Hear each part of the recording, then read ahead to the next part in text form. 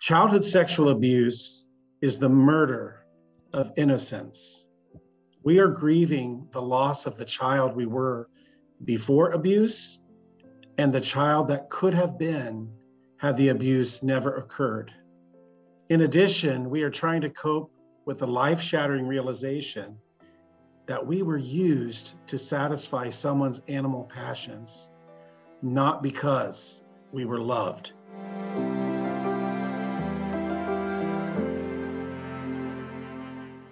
Hey man, today's episode was created in honor of Male Survivors Awareness Day, and it was recorded on that day without me, which makes it the very first episode of Husband Material that does not include Drew Boa.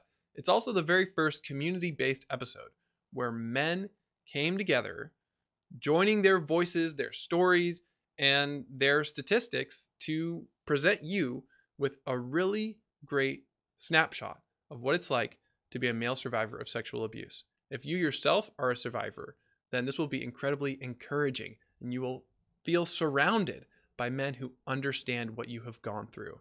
And if you are not a survivor of sexual abuse, this episode was actually designed for you to give you the education and instructions you need on how to understand and relate to men who have been through the hell of childhood sexual abuse. You'll learn a lot through the stories, statistics, and poetry that's shared. By listening to this episode, you are becoming part of a solution in making the Husband Material community a safer place for men who have been through sexual abuse. Enjoy the episode. Welcome, Husband Material men. Drew Boa is not here. He is on paternity leave at the moment. Yay, they had a baby. Everyone's healthy in the meantime. I'm Mike Chapman. I'm Husband Material certified coach. And with me is Doug Carpenter, who is also a Husband Material moderator and author and psychiatrist and psychologist. Psychologist. No meds, right? No meds. Can't do the meds. All right. Today is National Male Survivor Awareness Day. Male Survivor, Men Healing, and a few other secular groups that work with survivors, specifically male survivors, decided to make an awareness day. I looked into what the idea of Male Survivor Awareness Day and thinking not only do we want to honor the survivors, but also awareness, helping non-survivors understand how to work with us, how to step alongside us on our recovery journeys, what to look for, how to help us, how not to help us, and just to understand us better. We've got several guests that some are going to be live. Some sent us things ahead of time because they could not be here live.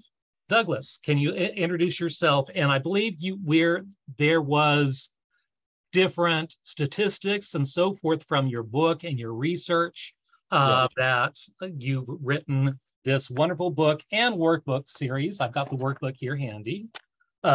Secret, Shame. And I've got the book handy. And you got the book handy, yay. Of course, and tons of statistics and so forth about this. You've done so much research, and it was a very beneficial book as well. What statistics would you like these people to know? So one thing I would say is that I have been treating survivors for about 25 years. I am myself a survivor as well.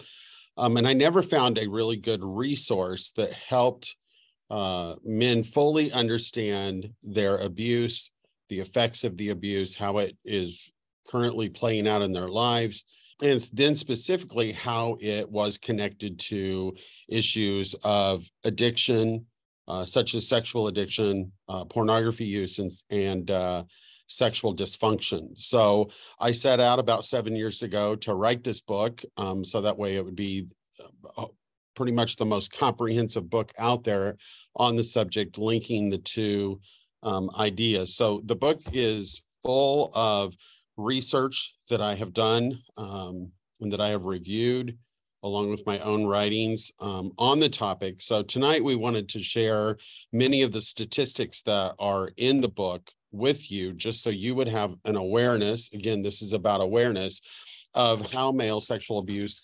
affects an individual that it happens to and the various statistics. So the first one that's the most important is that it's been estimated that 1 in 6 men have had at least one incident of sexual abuse by the age of 18. And you can read more about that on the statistic that says 1in6.org. And that's a great resource with lots of helpful information. The second point is boys are most vulnerable between the ages of 8 and 12. A lot of times perpetrators do not like to perpetrate boys as they get into adolescence because they're getting stronger, they're understanding what's going on, they're able to fight off. The statistical median, the median is the middle score for the age of abuse is 9.6 years or 9.9 years of age. So that's the average, the median age at which abuse occurs. Many of you know this from being part of the Husband Material Academy, but the first exposure to inappropriate sexual images online is somewhere between the ages of 8 and 11. There are many different research articles that are currently out right now, and all those fall within the ages of 8 to 11. And it's also important to know that not all men who are sexually abused experience some type of negative symptoms that last into their adult years. Only 60% of people who experience male sexual abuse have some kind of noticeable symptoms that they can identify in their lives. So 40% of men do not have symptoms. They were resilient enough. One thing that helps with that is if they disclose very quickly, and whoever they disclose to is a very supportive person to them. A lot of times it won't have lasting effects.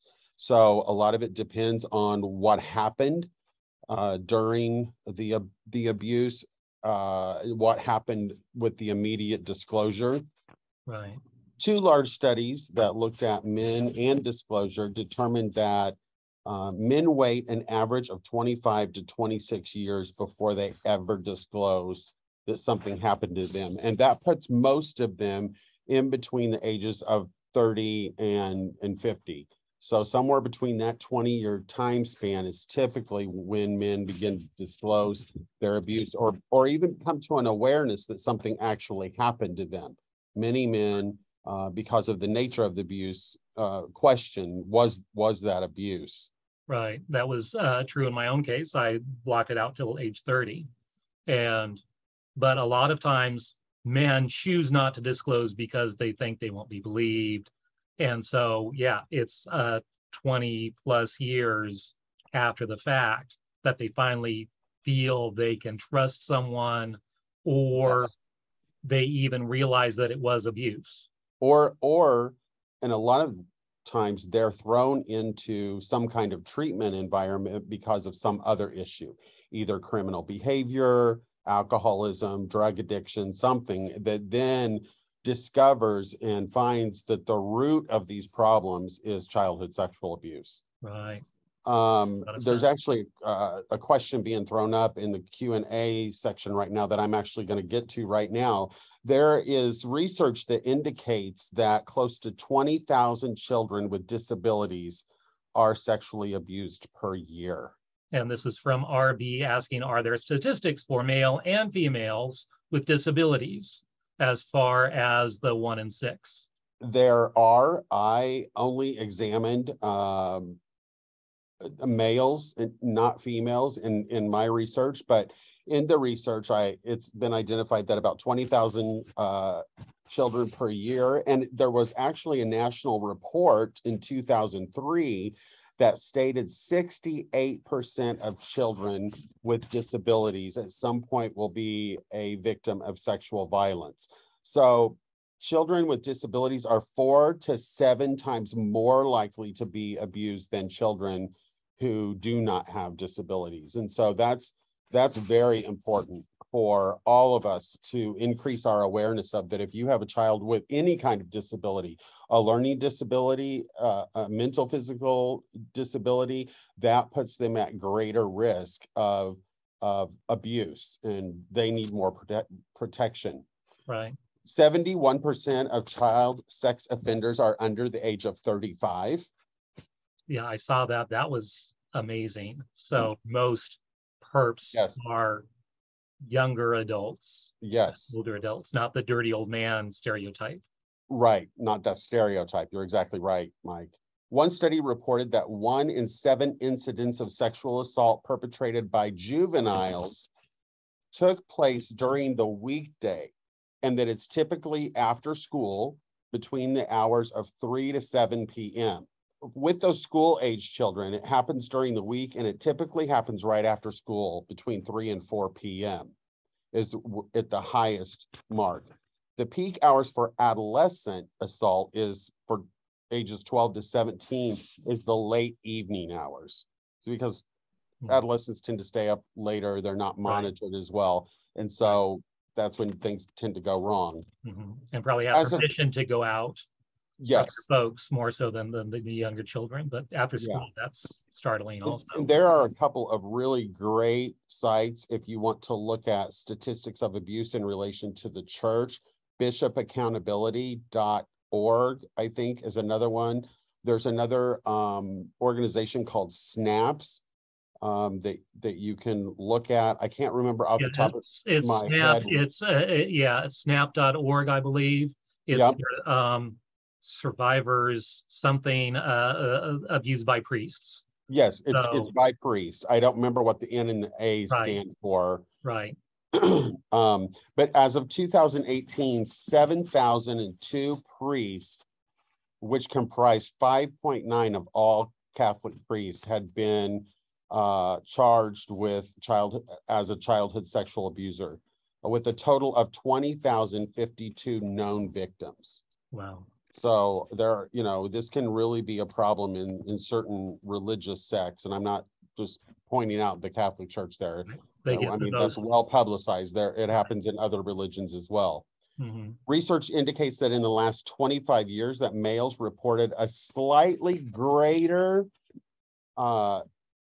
degree or occurrence of PTSD than females who were victims of childhood sexual abuse.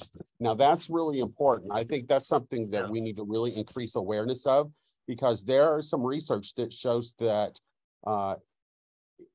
sexual abuse to a male results in more PTSD than females. Now, it's just slightly, and I'm not discounting abuse happening to females, but there's so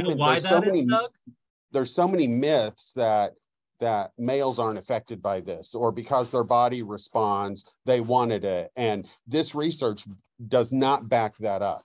That shows that is a myth. Right. Why is PTSD higher in males than females? Do they know why? Well, I think some of it, the shame factor is so high for males because there's so many layers of shame involved in that. Like, there's societal shame, like you're supposed to like sex. There's physical shame, my body responded. So there's multiple layers of shame, where I think that shame then becomes toxic shame for the male, where a female, when she's perpetrated or penetrated, they're more easily and readily able to see themselves as a victim, where a male has layers of shame, thinking, was I a participant? Right. Versus being a victim, when they truly are a victim. That makes sense. One study found that men who have experienced adult-child forced sexual contact are two times more likely to suffer from sexual dysfunction, such as premature ejaculation, or what we consider hypoactive sexual desire, not having any sexual interest at all. Right. According to the leading sex addiction specialist, Dr. Patrick Carnes, he found that 80% of sex addicts report a history of childhood sexual abuse. So there's a huge correlation there. And that's one reason why I specifically wrote the book that I wrote, because there wasn't enough information out there linking those two things in an understandable way of how they're related. It's estimated that 3 to 6% of the population struggles with sexual addiction. That equates to about 12 million adults. So a high percentage of them have been sexually abused. One study reported that sexually victimized males were 8 times more likely to report having worked as a sex worker compared to non-sexually abused men. Right. One large study indicated that male sexual abuse survivors show a 14% increase in sexual promiscuity. So, you know, a person who's sexually abused as a child, this awakens their sexual interest and desire much earlier than it should, typically in what we consider the latency stage of life, ages 6 through 12. And so then they're much more likely to become involved in sexual behavior and promiscuity with multiple partners. Right. There is a question again from RB. Do you have information on sexual anorexia? You touched on it. Well, sexual anorexia is very similar to what I talked about with hypoactive sexual desire disorder. So in the book, I do talk about how sexual abuse can lead to sexual anorexia, and there are actually multiple reasons why. I don't have any statistics off the top of my head. There is a whole chapter in the book on sexual anorexia. So that is considered a sexual dysfunction that can result from sexual abuse. Right. It's also interesting that 46% of gay men report a history of sexual abuse. And so I talk a lot about the link between sexual identity confusion and homosexuality as a result of being sexually abused. Male Survivor and the 4 groups that hosted their version of Male Survivor Awareness Day, they had 2 different events.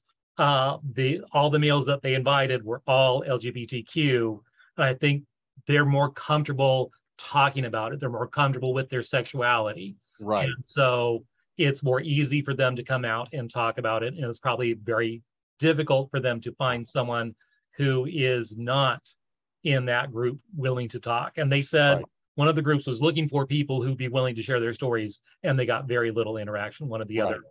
And just because I'm throwing that statistic out there that 46% of gay men report a history of sexual abuse, I am not suggesting that being sexually abused makes you gay. That's another myth. Right. Okay. I'm just showing that there's a correlation between those two things. I'm not saying that there's causation. Right. Okay. So I just want to make that clear because I know a lot of people could jump on that, misinterpreting what I'm trying to say there. 25 to 39% of men who have sex with men, men who have sex with men are men who identify as heterosexual, but will go out and have sex with men. So the studies have shown that 25 to 39% of men who have sex with men report a history of childhood sexual abuse. And I talk about that in the book because it's probably really a PTSD reaction. Mm-hmm. And men will go out and have sex with other men for multiple reasons that I talk about in the book, and how it relates to male sexual abuse. And the last statistic that I want to throw out, because I want to get on to some of the other cool things that we have planned tonight, is that in over 90% of reported cases, females use persuasion rather than actual force or threats or threatened force when committing sexual offenses. You know, we talk about male survivors and we all think in our mind that perpetrators are always male. The majority of perpetrators are male, but there is a pretty large percentage, and I don't have the specific percentage off the top of my head, but females do abuse as well. And so I don't want us to negate men who might be here that were sexually abused by a female in your life. We want to validate that for you, that was abuse, and you are very much part of today's event and deserve to have just as much light and awareness shown on your abuse as men who've been sexually abused by men. Today's not about who your perpetrator was. Right. Today's event is about that it happened to you. And it's also recognizing those abused as adults. And that was one thing I experienced as well. I was 20 when a minister sexually assaulted me. That there's a lot of that happens as adults. So it's not just childhood abuse, but also abuse as adults. And it's also Yes. men Yes. are. The today is about not just childhood sexual abuse, but male sexual assault. You know, you may have been raped by another male or even a female as an adult man. And that's very possible. So this is for people who've experienced sexual violation at any age. Right, right. Yes, thank you for all that, Doug. That's wonderful information. Now, part of what I do at Husband Material, we have a subgroup that's free with if you're part of the HM app. We have a free subgroup, support group for survivors of abuse. We call it a CSA support group, but it's not just for child abuse, it's also those abused by adults.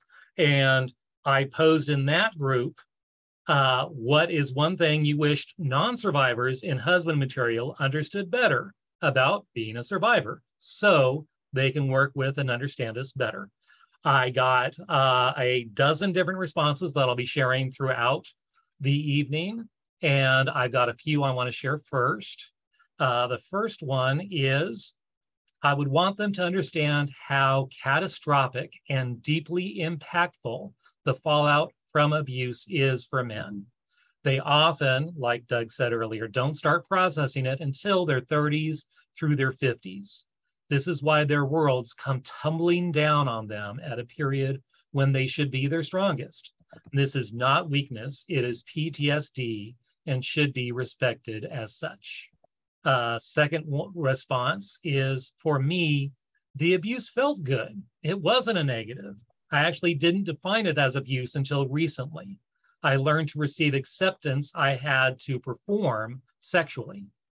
Couple this with a rejection from my father. I was a perfect target. I guess what I would want someone to know is that someone may not even know they were abused.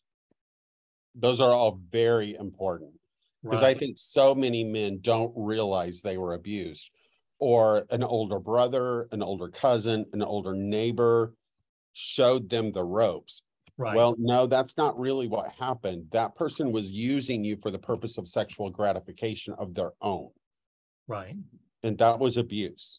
Jordan wanted to share his story. I asked him specifically. He had been working on his story, and I will share that video in a moment. He could not be with us live. Let me set that up. And there we go. Hello, Husband Material men. My name is Jordan, and today I will be sharing with you my survival story. It's very sobering for me to share with all of you today. My story isn't a usual one, and all of our stories are unique, and there is power in the telling of story. Some of you may be able to relate what I went through. I want to pray as I share with you. God, thank you so much for this day.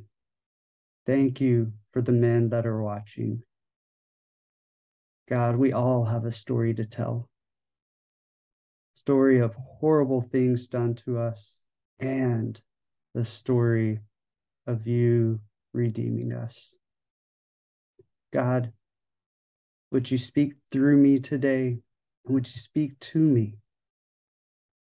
God, would my story encourage the men that are watching today? And would you speak to all of us, and we would experience your love for us today? In Jesus' name, amen. Well, growing up, I had a fairly normal childhood. I grew up in the 80s and 90s, had a few friends, watched TV, movies, played outside for hours, and I enjoyed video games. I have two older brothers, my mom and dad, and we go to church every Sunday. As the youngest and more sensitive one in our family, I felt at times like I didn't belong. My brothers would beat me up, and it was hard to defend myself. Also, my mom and I were very close, and we had an enmeshed relationship. As I was getting older, my parents never talked to me about sex, and there was no education in my school. I saw a picture of a naked woman from one of my friends on a poker card. Me and my friends would try to get a hold of magazines and share them with each other on old VHS tapes. My freshman year of high school, at our church, they took us through some material on development. We were given a pamphlet about puberty and what would happen. Then we were shown a film in our class of moms giving birth. It was quite traumatic because we saw these babies coming out of their mothers and they showed everything. I was intrigued by it, but also shocked that we were watching a video like this at church. We were shown the film and then we left. There was no dialogue about it, and that video has been forever seared in my mind. Fast forward 2 years, and it's my junior year of high school. It's the first day of school, and I feel pretty excited and optimistic about the new year. I walk down the hall to my classes, and I get made fun of by a few classmates, which wasn't surprising because it had happened before. First period ends, I walk to go to my next class. More names fly at me. I ignore it to be the better man. I'm kind of getting a little bit confused by why it's happening a lot more than usual. Later at lunch in the cafeteria, several more people unload name after name after name at me. Queer, fag, homo, bitch, gay. And guys, way worse than any of those. And it didn't end there. So I went from class to class, sometimes even during class, got called every name in the book. I was a cheerleader in high school. I was the only guy on the team, and because of that, people thought I was gay. At this time period, it wasn't very common for guys to do this, especially in my high school in the late 90s. I also lived in a very small town in Texas where football is king and you don't sway from tradition. I was really good at gymnastics and my tumbling skills secured a spot on our varsity team. The first day ends and I'm thinking to myself, thank God that is over. Second day, third day, fourth day, 10th day of school. It doesn't let up. I experience what feels like an onslaught of verbal sexual abuse and bullying on a daily basis. If you've ever watched a movie where the main character is being talked about by everyone and being made fun of, that was me. And it actually didn't stop with me. My family also experienced bullying as well. At times, I would try to fight back with words, but they seemed to hit nowhere. I was so confused and I felt powerless. Like something was wrong with me. Even some of my own teammates joined in with everyone. I felt like no one was on my side, except my 3 close friends and my family. I was struggling with the words that people were telling me, and I felt like an outsider, like I didn't belong, and that everyone was against me. I would try my best to have a great attitude about everything and act like nothing was wrong. And that's what my family taught me to do. At that time, I didn't even know how to fight for myself on such a scale, which probably nobody does. And I learned that I just had to take it, to be strong and endure. The bullying did lessen as the year went on, but anger and bitterness began to take root toward those who bullied me. I felt rejection, disrespected, and alone. I desired so badly for it to all end and to be accepted. Later that summer, I went on a trip to a water park with one of my friends' church group. We were having fun, and at some point on one of the days, these two teenage guys walked up to me. They had been talking with one of the girls in our group, and she told them that I was a cheerleader. They asked me some questions about it, and then they left me. Well, as we get back into the water park, we're swimming in a lazy pool, and these guys started swimming after me.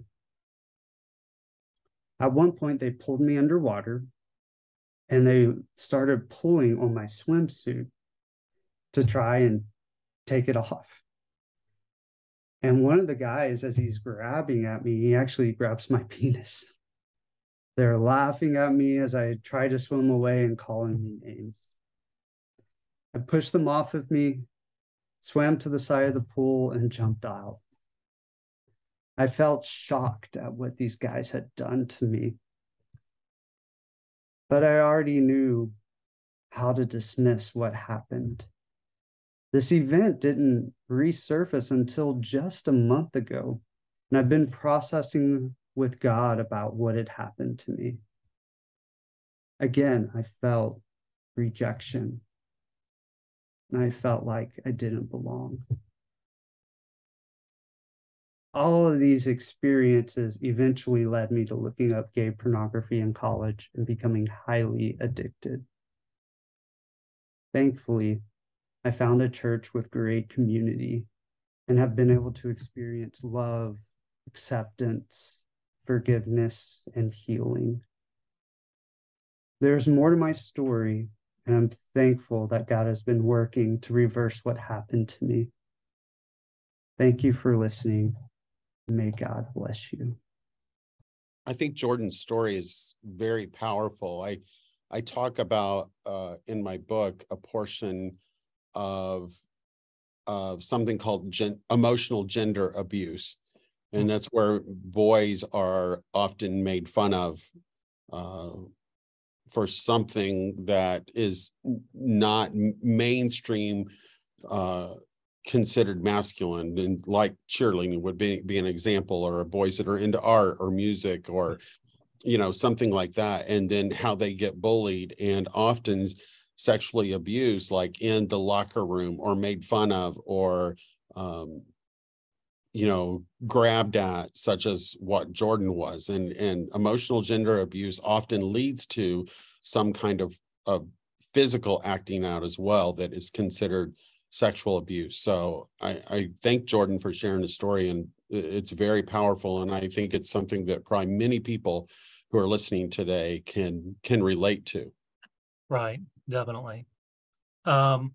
Let's continue. I've got another what should non-survivors know? I've got another story from that. Let me read that. I resisted answering this for a few days, not because there isn't a lot to say, but because my fatigue in general has pushed me away from delving deep. And so maybe that's my answer, that this stuff goes deep into every fiber and memory. It colors almost everything for me and is never far away from my assessment of my life and myself. Of course, I pushed it down and downplayed it for years. I'm fine. That was all in the past. Neither are true. But as I'm dealing with my abuse openly and courageously, I've realized how this weight has hung around my neck for years and debilitated me. What I think I would want people to know is that true healing never looks like forgetting. It looks like scar tissue that no longer hurts. It may even, with time and the grace of Jesus in conjunction with my willing assent, look like glory, strength, and redemption, but it never, ever looks like nothing. Yeah, we've got another video. Chris would like to share. He sent his video as well. He was not able to attend. Let me set that up. Hi, I'm Chris F., and for Male Survivor Awareness Day, I wanted to share with you a poem that I wrote about my abuse. And I also wanted to share something about what it's like to be a survivor, to those of you who haven't experienced this. I would say that we, survivors, are more than our wounds, but our wounds are always present. I also want to say that healing does come, but there's always scar tissue. But I really believe that, like Jesus, we can be known by our scars, and that we can act as wounded healers. So I want to read a poem to you that I wrote about my abuse called Russian Roulette. And just some backstory for you. When I was about 5 years old, and this is the era of my abuse, my parents brought home and put into our playroom an old heavy desk and put up a very heavy metal sign from my grandfather's office building. Now, we didn't know what was in the desk. In fact, my grandfather had been dead for a number of years before this. So as my dad was going through the desk on that first day, in one of the drawers, he found an old gun. Now, he assumed that the gun was unloaded. And he picked up the gun, pointed it at the metal sign, and found out that he was very wrong. Russian Roulette. Dark wood paneling welcomes cumbersome steel desk, impossibly heavy metal sign, brushed brown and brass, Phillips Building. Hanging heavy in my playroom, impenetrable legacies of a grandfather a decade dead. He is a mystery. Now, silent clues sit in my playroom, a squat, glowering presence. The game to play is Russian Roulette. Dad pulls open a drawer. Mysteries lie within. From depths of memory, he pulls out a gun. Dull gray, hearts pounding. What is it doing here? It's probably unloaded. No need to check. He aims at the building, the Phillips Building sign, and pulls. Explosion, flash, bullet on ringing metal, pain and confusion, eardrums bursting. Who is screaming? Who is screaming? It is me. Me. Russian Roulette, and I have lost. Babysitters come and go. Mom and Dad are busy, busy. Bridge club, daiquiri parties, laughter in polyester, joyrides in the MG in the muggy southern twilight. Where do we find babysitters? Mom and Dad need a break. This one will do. Hurry up, please. What is he doing here? It's probably okay. No need to check. We need to get going. Russian Roulette, and I have lost. Years later, buried in a basement pile, I stumble upon that sign. Phillips Building. Legacy of a grandfather 4 decades dead. Smooth surface bent inward from blunt force trauma. I turn my head, listening for echoes of the blast. My fingers find the bend. A mound of metal, shiny and gold, domed with the violence of that day. Bent, but not pierced. Beautiful in a way. A story added to the secrets. A bullet wound from Russian Roulette. Spin the chamber, pull the trigger. Probably unloaded. No need to check. Have I lost? Bent, not broken. Insides poking out and polished by years and the force of a bullet. Thank you. Yeah, if you didn't catch the parallelism that he used, comparing that event with the what the father thought was an unloaded gun, with let's just pull a random babysitter in. Oh, it's a male. Okay, well, fine, we're busy. Let's go. And Russian Roulette with random stranger not checked with their son who became their perp for Chris. That's such a deep analogy Yeah. that he used, and such a deep parallel of really the carelessness of his parents in their physical actions and in their moral choices of just randomly leaving their child with anyone will do, Right. as long as I'm there to go meet my own needs. Right. And they really were playing Russian roulette with his life, not knowing who these babysitters were, who then ended up abusing him, just like his dad took the chance with firing the gun in a playroom. That could have easily ricocheted off that and killed Chris or anyone else in the room. Right. Exactly. Very profound. Yeah. Thank you, Chris, for sharing that. I got a few more of what you would like a non-survivor to know about being survivors. I've been thinking about how to respond to this question. I'm having a hard time putting my thoughts on this into words. The thing that keeps coming to mind is I think I want them to know that I am strong. However, I hear my counselor's voice in my head asking, do you want them to know that you are strong, or do you want to know that you are strong? Weakness or perceived weakness is a fear that I wrestle with daily. Another one, very short, encourage us to live beyond being a survivor. Encourage us to live as overcomers, or as the scripture tells us, more than conquerors. And that's something that the survivor recovery community, Christian and secular, encourages to move from victim to survivor to thriver. Yeah.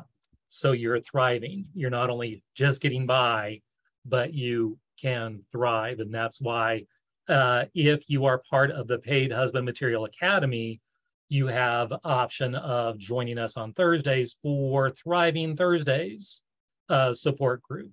And that's a live coaching call on Zoom that I lead for abuse survivors. And we talk. That's where I got all these from, was from that Thriving Thursday group and the support group, subgroup within the husband material.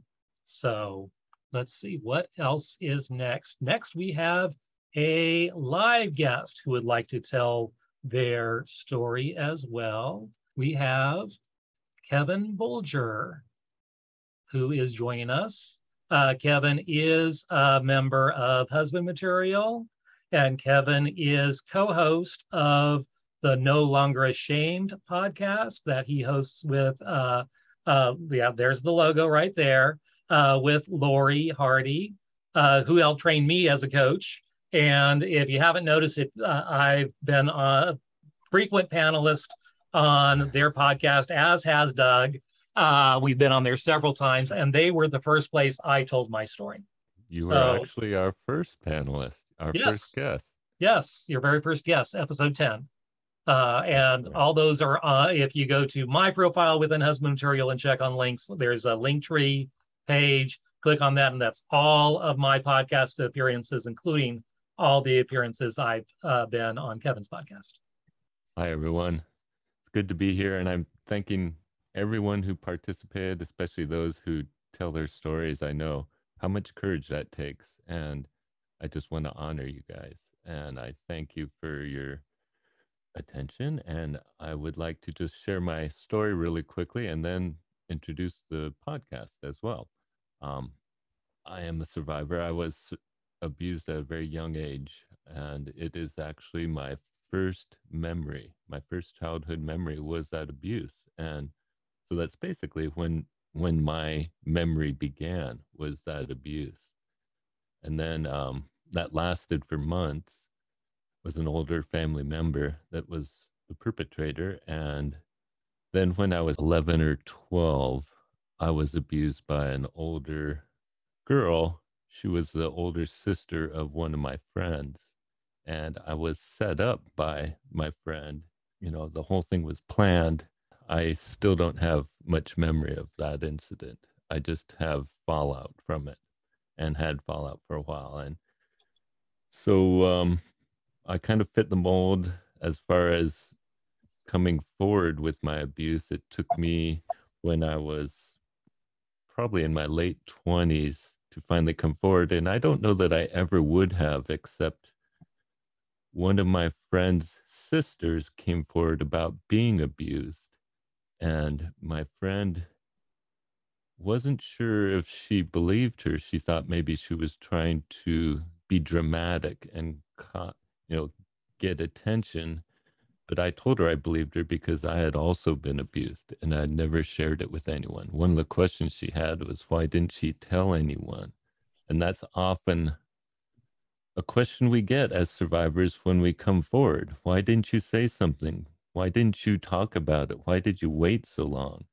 And that's a really difficult question for a survivor, because often we don't know the answer other than we were ashamed to talk about it, or we were told, we were groomed that we would be in trouble if we talked about it. There's so many ways that we are groomed by the perpetrators that we believe them. So I came forward and went through years of intensive therapy, group therapy, and got to a better place. But I had a lot of issues from being abused, mainly just my methods of coping weren't very healthy. They were generally drugs and alcohol and other ways of just dulling the pain. Finally, got healthy and engaged to my wife, and I wanted to have my entire family there at the wedding. So I had to realize that the perpetrator was going to be there if I was inviting everyone. And I didn't know how that was going to happen, because I had to set up boundaries with the perpetrator. I couldn't have him in my life, so to speak. I had to protect myself from him, because whenever I was around him, I would have fallout. I would disassociate. I would um, have depression, and also resort to drugs or alcohol to just numb myself afterwards. So up until that point, I had really avoided that person in my life, but I wanted my whole family to be at my wedding. So I was praying to God for help and for guidance. And one day at church, the sermon was about forgiveness, and I realized I needed to forgive him. And I had not at that point. I had no intention of ever forgiving him. I think part of it was I felt power in holding on to the pain that he had caused me. And so I thought by not forgiving him, I was holding power over him. But the sermon was convincing that I needed to forgive him. I needed to do that not for his sake, but for my sake, for my own health. And I think that's something that we misunderstand about forgiving, is that it's not for the person we're forgiving so much as for our own self. Because when we hold on to unforgiveness, we are holding on to that bitterness in our life, and it eats away at our life. It eats away at our emotions and how we treat people, and we can be ruining our lives with unforgiveness. So I was able to forgive him with God's help. And I think it was just kept praying for him for forgiveness. And I got to a point where he was very sick right before the wedding, and I started praying to God for his healing. And that's when I realized that I had forgiven him. And I realized that I was going to be able to see him. So that is my story. Recently, we did a podcast 2 years ago, and I started it just to give people voices for their abuse, and to be able to tell their stories, because I believe telling your story is so important, and being able to share it and to honor what we have been through. And that's why I have the podcast, No Longer Ashamed, that Mike has been on, and Doug, and we've had over 20 guests now. Right. I love that backstory. And talking about the power of story, that not only is it healing for the person telling the story, but it empowers other men and women to tell their stories and to look at their stuff, and inspires healing.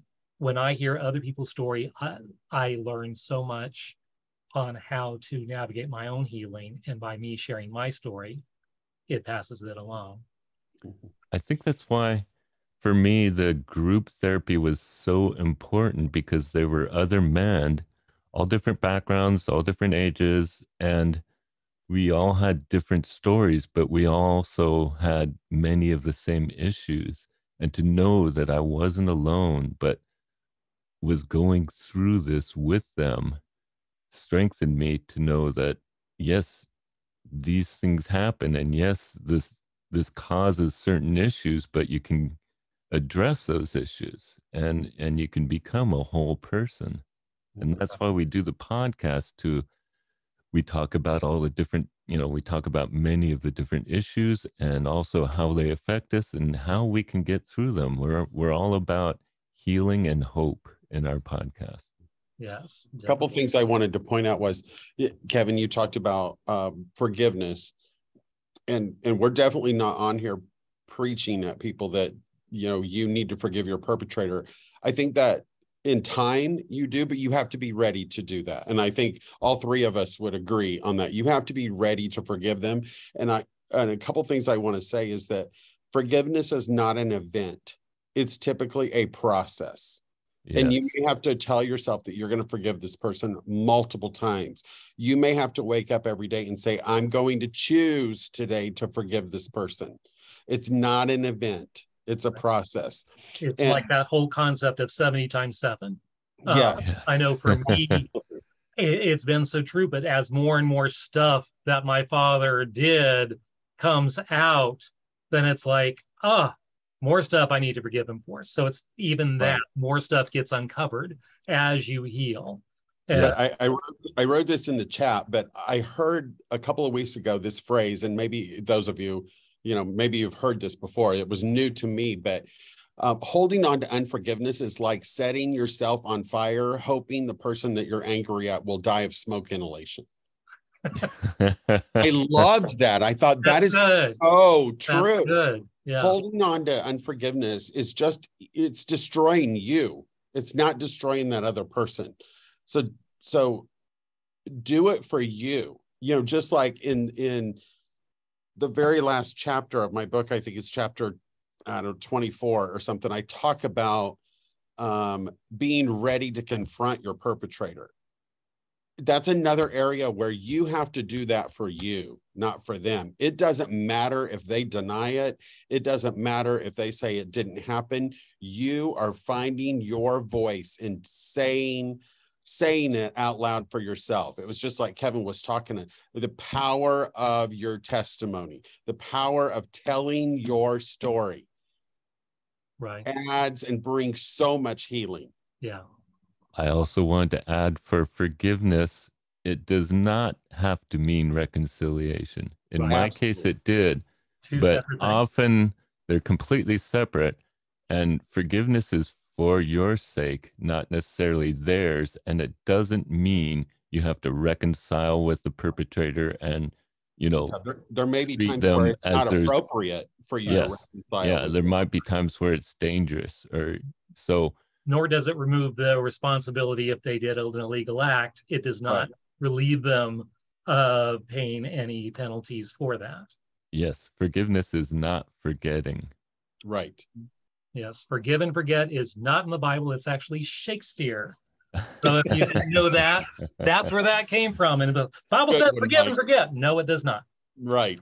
So thank you, Kevin. I'm going to put you back as an attendee, and we're going to be moving forward. Thank you so much Thank you. for sharing with us, Kevin. And let's see where we are next. I've got another what non-survivors should know. It's shame. For me, it was always shame. I couldn't speak of my experience to anyone ever. And since it's so prevalent, I really could have. 20% of the men I've known knew something about what I know, but we were all in secrecy. I didn't want pity, just understanding, and I didn't find it unless it was with others who were resigned to the lies that it instills in us and were acting out with me. It's a self-perpetuating lie, and it could be dealt with by openness. I would want non-survivors to know that many people around them are living in secret shame. The title of Doug's book. Living in secret shame, and that is not something to fear, that they can live in the same space with survivors and find grace for everyone. If they are willing to be present with people who have been hurt like this and not look at them as contagious, diseased creatures to be avoided, but human beings who have been hurt and need understanding and friendship. I will tell you that I carried shame for many, many, many, many years. And it even interfered with my ability to say that I had been abused, because my abuser asked my permission before he did what he did to me. He said, "Can I do this to you? Or can I show you something?" is what he said to me. I want to show you something that feels good. Can I do it? And I said, yes. Yes. And that yes has reverberated through my mind for years and held so much shame. And it didn't let me admit that I was sexually abused because I gave him permission to abuse me. Yes, grooming, very much. And so sly and so sneaky what they do with that, making it seem like it's okay that, oh, it's just a secret between the two of us. It's just a game we're playing. Yeah. Well, mine was like, hey, I do this thing to myself and it feels really good. Yeah. And I want to do it to you. Can I do it to you? Yeah. Yeah. Very sly, seductive. Children cannot consent. Consent. Right. Children under the age of 18 cannot consent. So it's all abuse. Next, we have a poem. Roger submitted 2 poems. I'm separating them out. We're going to play one first. Let me get that set up. My name is Roger. This is a poem I wrote at work a long time ago when I was starting my recovery. It's called I Feel Different. There is a thing that happens when I listen in the lounge. Sometimes when things are slow here, I run in there to scrounge. I often stop to listen to the chatter that abounds. I can't help feeling strangely as I listen with a frown. They talk of kids and shopping and of who is dating who. They grumble at the schedule and of all the work to do. Someone slipped a disc and someone else is getting fatter. It all seems so mundane that I can hardly stand the chatter. Off in my mind I wander to the triggers that I fight, memories that assail me when I close my eyes at night, smells that seem to bring on all the fear and icky feelings, the times I fight so hard just to stop staring at the ceiling. My legs sometimes get shaky and I strain to keep them clear. My eyes get hard to focus and it's sometimes hard to hear. The thoughts that go through my head so fast there's no place for caffeine.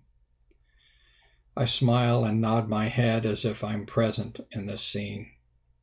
I deal with so much crap each day with home and work and life. Sometimes I want to run away and hide from all the strife. Instead, I go to bed each night and pray for better days and wake up in the dark, hoping to cope in better ways. I stand and sip my coffee as I listen to their banter, wishing I was one of them, my biggest need just laughter. A joke, a little gossip just to kill the time away, nothing heavy to disturb the mundane pace this way. But I am nothing like them, all my issues seem so grave. It's hard for me to make so light. I try, but then I cave. I end up in the corner, silent, watching them behave, as though they had no care at all, so happily they rave. Although I know deep down inside they have their struggles too, wrestling with their own demons, perhaps that much is true. And yet it is so hard accepting that I'm just like them, because I feel so sick and bad from things I did with him. Thank you. I think his poem really speaks to the shame that people hold. Right. Yes, definitely. And let's see, what are we doing next? I've got a few more of what should non-survivors know. For me, it would be for them to understand and have patience for the colossal effort it takes to trust. The natural trust of a child was the first thing to go. Hypervigilance. Although I trusted God to save me when I was 12, I didn't trust him enough to talk about this. I was afraid if I did, he might reject me. It affected everything, and I felt fundamentally flawed. It took a lifetime to become desperate enough to take a leap of faith, to talk to anyone about this, and to talk to God about it for the first time. Trusting people is still hard. It takes a conscious effort. I think that makes me seem aloof, which is not an endearing trait. Second one, same kind of theme. Well, my experience left me with huge trust issues with men. In my life, men were only after one thing, and that imprinted on me heavily, that all men wanted to use me for sex. Undoing that false belief system took years, and in some ways, I'm still getting healing in that area. I noticed that as a common theme in the responses that has been, it will take time to earn trust. Well, the one man who made such a life-changing impact also is the one that assured me that only death would keep him from his commitment to me as a brother and friend. And then he disappeared. I need to know I am safe. I resonate with that a lot. Serial monogamy best friends. So I'll have one best friend and I'll spend all my time and energy on that one person to build trust and relationship. And then after several years, life happens, they move, and then it takes me a couple of years. Okay, next one, next best friend. Okay, then they move, and then the next, it takes time, and it's so frustrating. Now, I've got a few I have trust with, and that helps. So it's not just relying on one person, but it took time, and then I can see how devastating that is. I feel that devastation. I know what that feels like. Doug, want to respond? I can see that so many men have trust issues in relationships, not only friendships, but also romantic relationships. Right. Of really being able to trust their heart and their bodies to another person. Right. That goes back to the asexual part. I know a lot of survivors, Christian and not, who they're in long-term committed relationships, but choose to be asexual. Yeah. And that's where I've worked with people in the past, learning how to separate abuse from intimacy. Right. They are two totally different things. Right. But they get enmeshed in our minds, and we have to unenmesh them for healing to happen. Exactly. And we have another, this is from Daniel Eichelberger, and he would like to share something as well. So Daniel, what would you like to share with us? What would you like non-survivors to know? Hey. Thanks for the opportunity here. I want to talk about an aspect of being a survivor that some people may not think of. So I just wrote some thoughts down here and I'll read those to you. A survivor's greatest fear is that they will not be believed. It is not enough to tell a survivor that you believe them. Your actions must prove it. It is helpful then to understand a survivor's reaction to abuse, so you will know not how to react, but how to respond to their needs. Childhood sexual abuse is the murder of innocence. We are grieving the loss of the child we were before abuse and the child that could have been had the abuse never occurred. In addition, we are trying to cope with the life-shattering realization that we were used to satisfy someone's animal passions, not because we were loved. We were warm bodies, useful only as long as our flesh was warm. The lies that propped up and justified the abuse and cemented our shame had defined our self-conception. Our childhood was a lie. It is no wonder that we experience continued grief. This grief that we feel is very similar to physical loss and bears all of the hallmarks of the so-called stages of grief: denial, anger, etc. It can be startling for non-survivors to see grown men wrestling with their pasts or revisiting events that happened decades before. If one sees childhood sexual abuse as a form of death, it can be a little easier to comprehend the depth of a survivor's feelings and the lingering aspects of their grief. Be careful of minimizing expectations. Expecting survivors to move on, keep it all together, or man up are not healthy or even human responses to the trauma of childhood sexual abuse. Well, what can you expect then? You can expect that the pain of survivors will often be recurrent.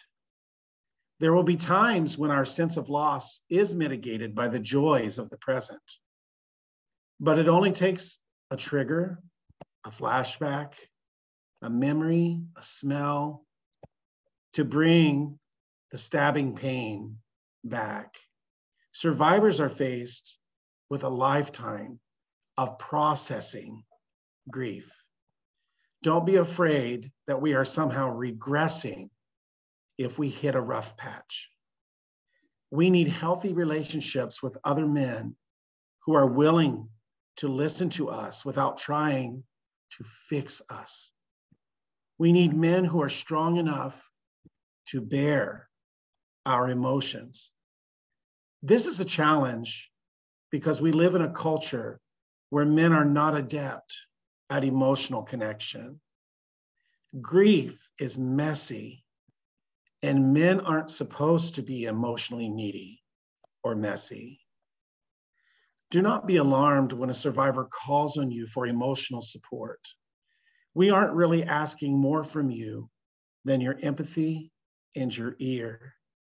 We need your time and understanding. These are the most basic gifts that one person can give to another. Grief over what was and could have been. This is the constant companion of survivors. By allowing us to express our grief, by giving us your time and patient understanding, you will have given us the gift of humanity and the strength to heal. Thank you very much for that. That was very powerful. Very, very. Thank you, Daniel. I think, Daniel, you bring out some very important things for people who have not been abused. The greatest tool that you have is your ears and your empathy, your ears and your heart. Just be willing to listen and express empathy. And that in and of itself can be so healing to another person, and just help them feel validated, accepted, and that someone is present with you. Right. It's just like Daniel said, it's not about fixing. You can't fix this. Amen. but you can be present with me. You Thank can you. sit with me. Right. Sure. I love what you said about just get over it.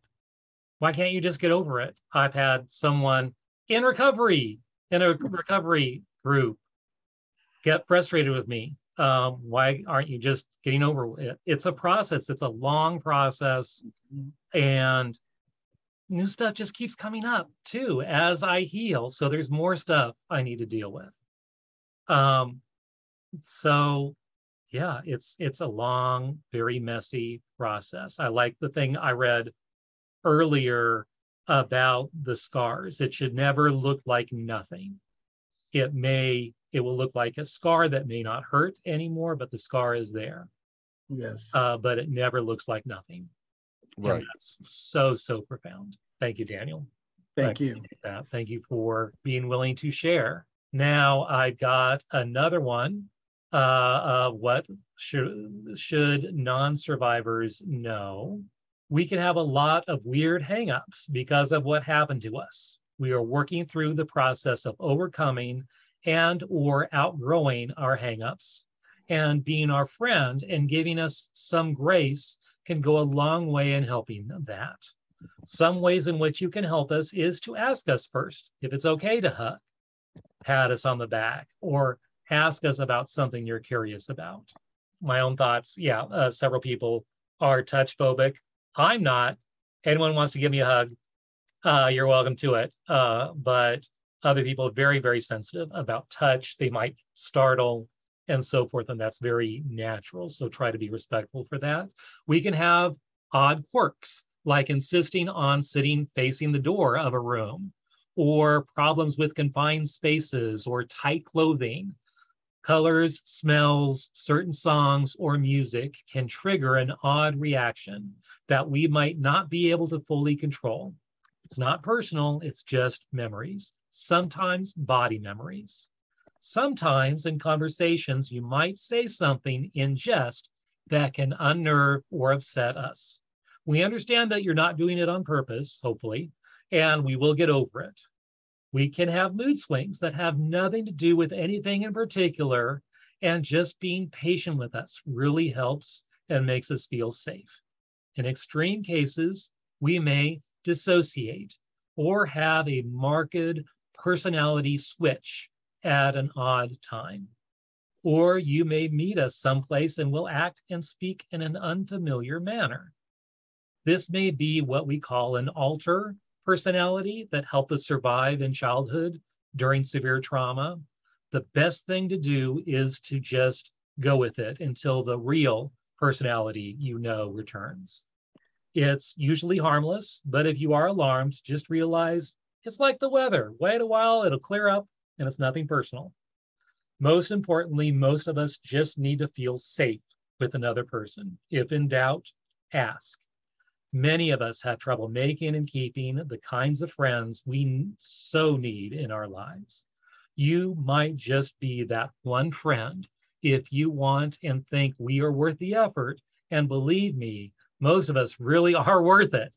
This is an incomplete list and is just my thoughts. If you notice a significant change in your friend's behavior in some way, just like Mike said, just ask them what's going on with you right now. What are you feeling right now? What do you need from me right now? How can I be supportive to you right now? Right. I know in some Zoom calls and some HM calls, I will dissociate. Something will trigger me and I'll just be silent and still. Drew has caught it. He's pretty sensitive to that. And he'll just say, hey, Mike, did you have anything to add to that? And just by saying my name, it may or may not. Usually it does snap me out, snap me back. And it's like, oh, no, I agree with what that other person's saying. I could usually tell other people were speaking, no idea what was being said, but I would recognize voices. And yeah, just whatever John was saying or Scott was saying or whatever, even though I have no idea what they actually said, but it brought me back. And that's something that you can do. Don't bring attention to it. Oh, you were just dissociating, weren't you? Don't do that, but be sensitive and try to nudge them back in and help them, but understand that's where it comes from. And then feel free to debrief later. Oftentimes, like if Drew caught that, it's like, yeah, I dissociated a little bit, didn't I? It's like, yeah, you did. What happened? And then I can share and debrief what happened, what I thought the trigger might have been, if it was a word or a phrase or someone asked a question, and you can just lose it. So having that sensitivity is really helpful. Next, we have another guest who wanted to be anonymous. He sent me his story to be read ahead of time. This is from Chaz. My CSA survivor story. For the purpose of the story, my name is Chaz. I'm using a pseudonym because my wife and my sons are the only members of my family who know this part of my story. For the majority of my life, I did not identify as a survivor of child sexual abuse. In fact, until the last couple of years, I had told all my therapists and peers that I had not experienced child sexual abuse. At least one of my therapists told me that he found it very surprising that I had no history of child sexual abuse based upon his assessment. Only after sharing this part of my story with Doug Carpenter and hearing some of his podcasts and presentations did I come to understand that a childhood experience I described to him was in fact child sexual abuse. Without sharing too much, I will share some of the key details of this experience. The experience occurred during an overnight campout, which I participated in with 3 of my cousins. 3 of us were several years younger than the one other cousin who accompanied us on this campout.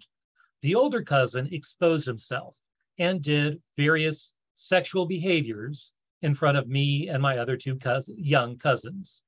This was done under the guise of teaching us things about our bodies and about sex. The older cousin was much more physically matured than us and seemingly knew much more about sexual things than I did. For years, I never thought of what he did to me and my cousins to be sexually abusive. I didn't think these things could be considered sexual abuse because he didn't touch my body. After listening to Doug's teaching and attending a husband material retreat, which focused on child sexual abuse, I came to understand how significantly these experiences had impacted my arousal template, my behaviors, my sexual development, and many other aspects of my life in profound and life-changing ways.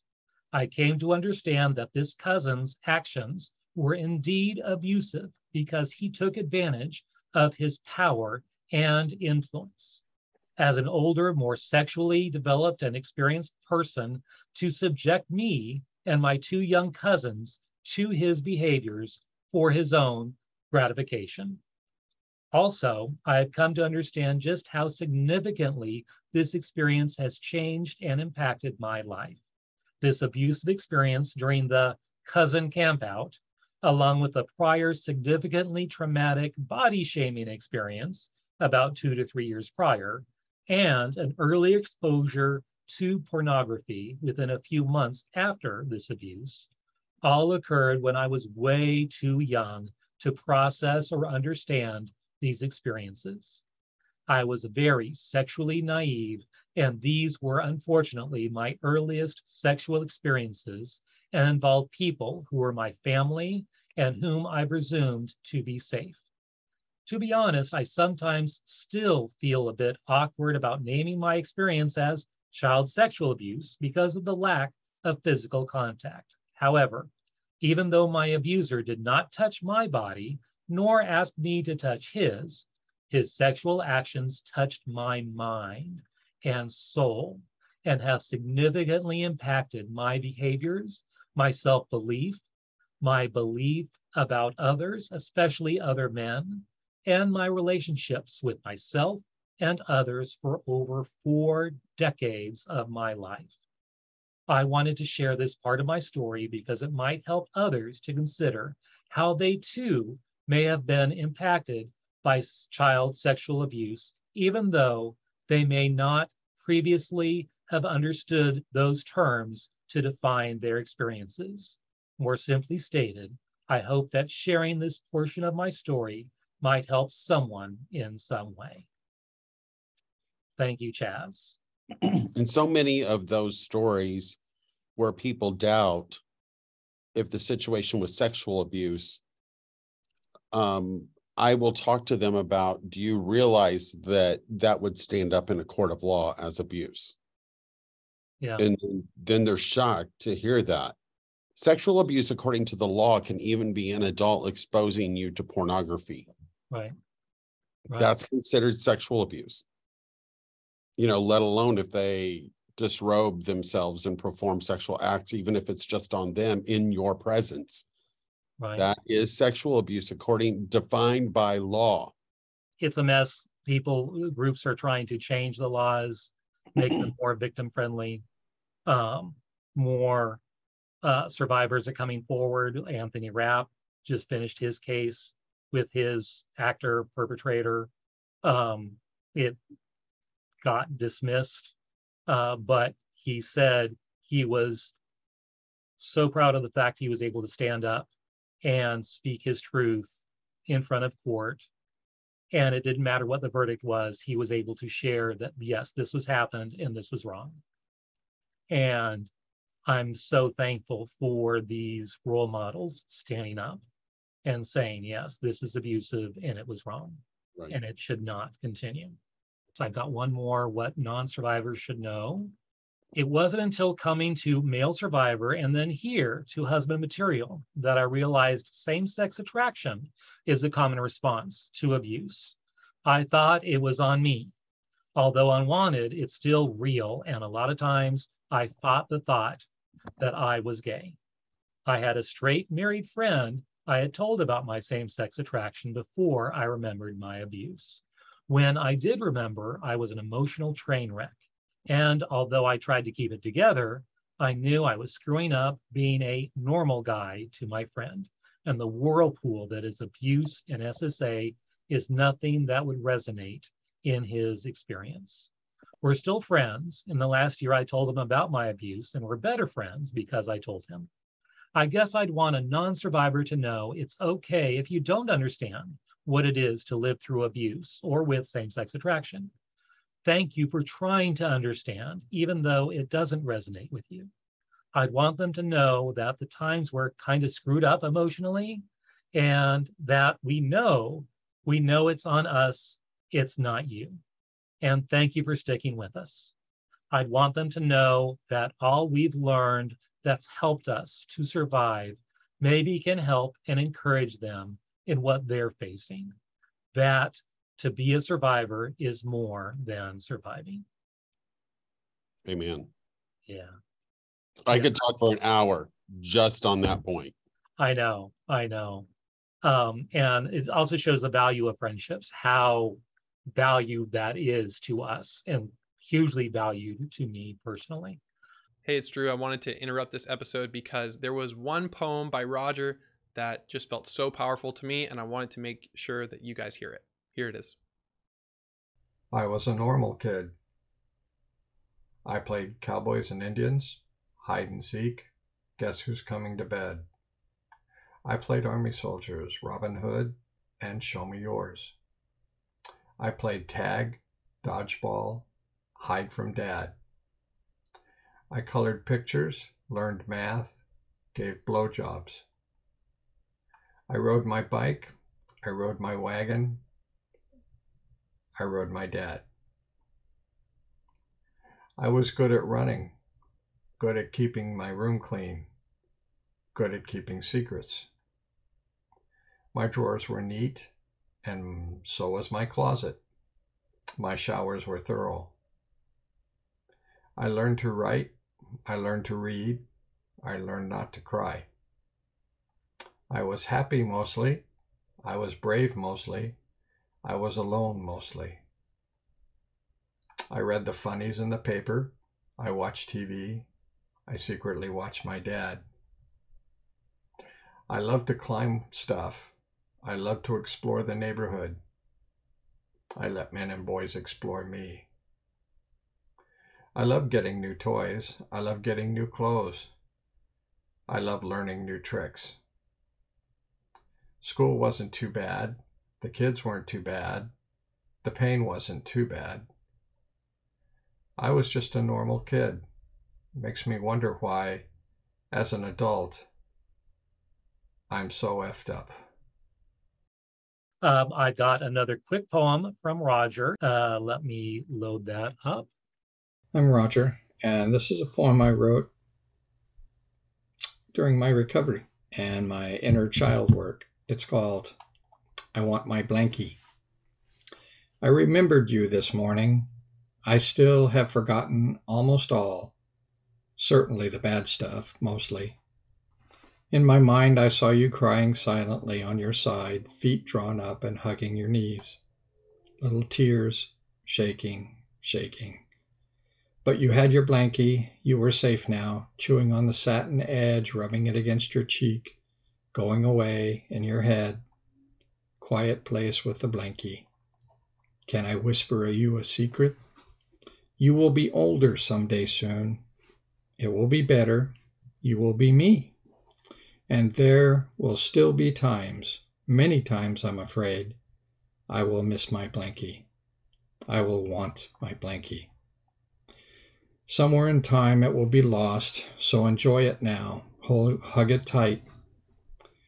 I will find substitutes soon, not as good, not as safe, not as acceptable. Even though I won't say it, I won't even think it. But between you and me, kid, I want my blankie. Profound. It really is. That's a great word, Mike, is profound. I was sitting here thinking how something so simplistic can hold so much meaning and so much value. Right. You know, I could just see him laying there, drawn up in the fetal position with that blanket, and it just made me want to hold that little kid. Right. I love in husband material, Drew focuses on older brother coaching and looking at that little boy within. And that is so key for survivors, for our healing, to help relate to that inner boy and help understand, because he held a lot of pain, a lot of those wounds. And oftentimes adult survivors, some of them hate that little boy. And many perpetrators have blamed that little boy. Those little boys think that you asked for this, you wanted this, you seduced me, you were so cute, I couldn't resist myself. Right. Like you shared with your own story, Doug. And also the whole idea that, body betrayal, that you may ejaculate, you may have an erection. And does that mean I'm giving permission? The perps will use that. It's like, see, you wanted it. You wanted it this whole time. And that's just so horrifying. They will use your own body against you. Right. Yep. Very, very true. Let's see. I've got two more. What should non-survivors know? Two last ones. First, I would like non-survivors to know that we sometimes live in a mental and emotional fog, full of confusion and struggling to know our true identity as a child of God, and also struggle to recognize and claim our own beauty. Next one, I guess for me, I would want non-survivors to know that my abuse experience and its effects make it hard for me to relate with other men. However, having healthy, platonic, safe relationships and interactions with other men is one of the most healing and helpful things in my life. It's sometimes awkward, and I'm not really good at making or maintaining these friendships after a lifetime of fearing men and simultaneously needing and longing for good men to accept, affirm, and befriend me. So please be patient with me and know that your friendship is a powerful healing gift. They say recovery doesn't happen by ourselves. It happens in community. And that's true for survivors of abuse or anything that you're dealing with. It's right there in the Bible. God knows he designed us to not be alone, but to be with others. Burden shared is a burden halved. All of those things. Yes, find your tribe, Kevin says, and you are all our tribe. Very profound and very true. So many themes on friendship that just shows how important that is for us. And it's difficult for a lot of us to find friends who are willing to put up with all of our weirdness, craziness, woundedness. It's not even all that. It's just sometimes men who've been abused just don't know how to be a friend. Right. Exactly. Before we move to question and answer, I want to thank all the guests for Chaz, for Roger, for Chris, for Jordan, and live with us, Kevin Bolger and Daniel Eichelberger. Thank you, Doug, for being my co-host with this.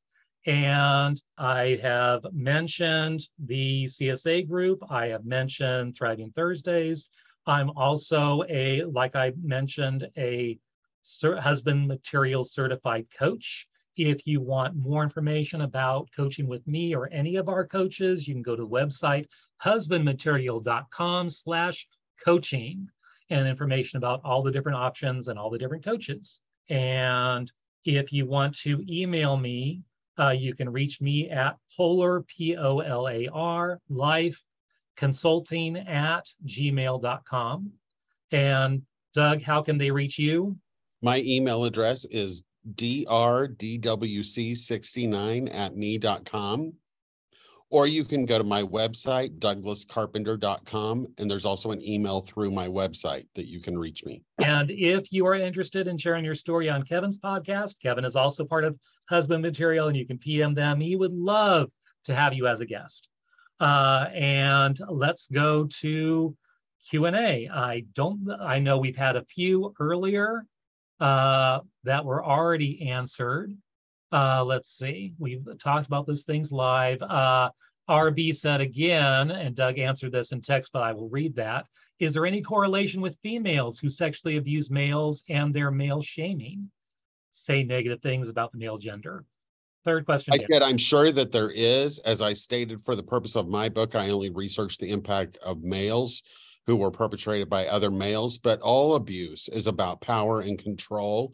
And so any female who is abusing is working out of that same dynamic. So they're abusing in their power and control. And so there is definitely a degree of male shaming that's going on by them exercising that power and control.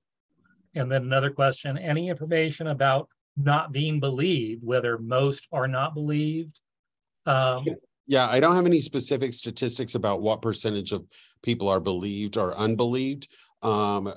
As I stated in my response back to the individual who asked this question, is the largest chapter in my book, which I think is chapter 9, is all about the process of disclosure. And there are many ways to disclose, but usually people kind of use the foot in the door technique. Like they'll make one comment and see how it's received. If it's received well, they'll tell a little more. And if that's received well, they'll tell a little more. The minute it starts to be not received, the door gets slammed shut. Right. That happened with me telling my own mother about the abuse. She knew that my father had abused several family members that had come out decades earlier. And I just asked her about that, thinking I could just move that door open a little bit and talk about me. And she said, yeah, I just couldn't get my head around it when I heard that. It didn't seem the right time. And so yeah, slammed that door. And I never told her, and then she passed away a few years later. So I did talk to my one surviving sister about the abuse, and right away she said she believed me. And that was so helpful. And that's one thing you should do. If you have a friend or family member talk about their abuse, believe them. We don't make this stuff up. Very few, I think, statistically, Doug. Very few are made up. that usually if something is a made-up memory, it's actually less than what the actual thing was. Yeah, there's a portion in the disclosure chapter where I talk about what the research calls recanting. Right. That's when somebody's told a story and then recants it and says, "Oh, that didn't really happen. I made it up," and it's a very, very small percentage. Right. And who knows the backstory to that? They might have been bullied into recanting. Yeah, so many family pressures and so forth. Yeah, amazing. Let's see. Next one. Is there any information of others experiencing being told from early childhood that they were bad and at fault, also being shut down whenever one tries to talk about it? Yes, and I responded to that many children are made to believe that they are bad, or that they somehow instigated the abuse. Their behavior, they are told that their behavior was asking for the abuse, or they were so feminine acting that I thought you were gay or you wanted it, or kind of what I said before. I've even heard kids told that you were so cute, you were such a handsome little boy, I couldn't control myself, I couldn't resist, which is again shaming to the child and making it their fault. Or you were curious, or I think I use an example in one of my books that a coach brought a kid over to his house and had Playboy magazines sitting out on the coffee table, and he saw the boy looking at them. So he said, "Hey, do you want to look at these?" And the boy said, "Yes." And so then the coach used the excuse, "Well, you have an erection now. I can't let you go home like that. I have to take care of this." Right, right. So again, it's bringing the blame back to the child and making them believe that they are inherently responsible for the event. So yes, that very much does happen with perpetrators who are very keen and cunning in their grooming and manipulation.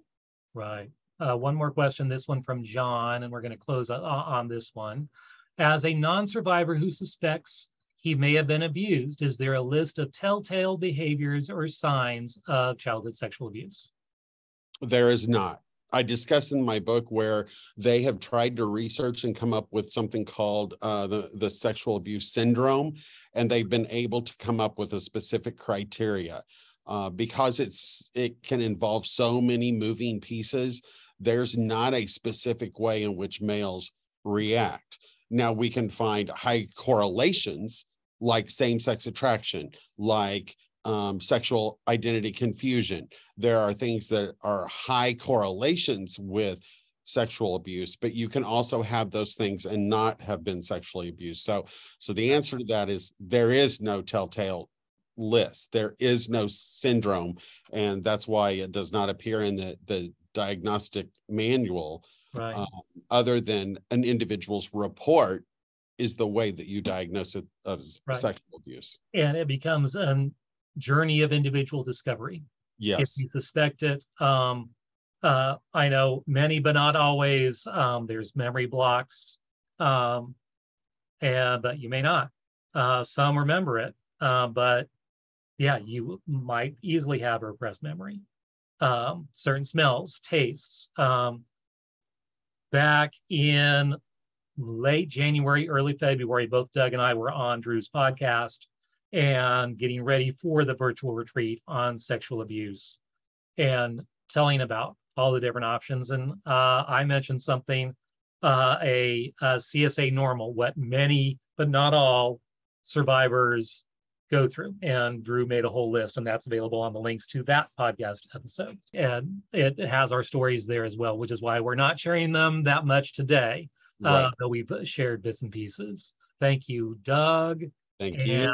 And in passing, I want to say to survivors, know this, that it was not your fault. And going to repeat it because we always need to hear it more than once, going right up to camera. It was not your fault. We so often as survivors take that, that it was our fault, that we must have done something. As Doug just said, that grooming happens that tries to convince you otherwise, but no, it was not your fault. And as Drew always closes us with this final thought, you are God's beloved son, and in you he is well pleased. All survivors out there, we love you and we pray for your continued healing journeys. Amen. Amen. Love you guys.